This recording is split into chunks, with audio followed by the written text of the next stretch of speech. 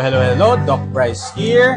We are here with Father Dudes at kwento niya kung ano ang naging journey niya sa kanyang paglo-low carb. Father, what happened? Actually, nag-decide ako ng low carb dahil of so many reasons, and one of that is my health condition. May asthma ako, may hypertension, allergy, at saka paragi akong nung una ng mga assignment ko, lagi akong hospital dahil sa diarrhea.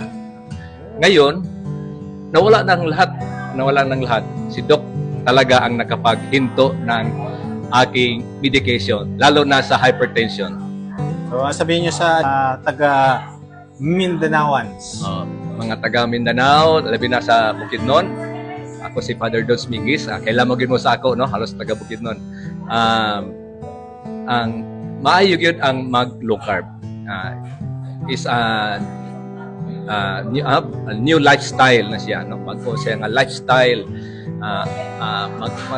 para sa atong kaayuhan, sa atong lawas, o labi na sa ako as pare, para sa akong maayong pagpangalagad, no?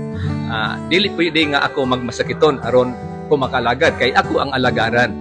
So pero kung maayong akong lawas, I am healthy, I can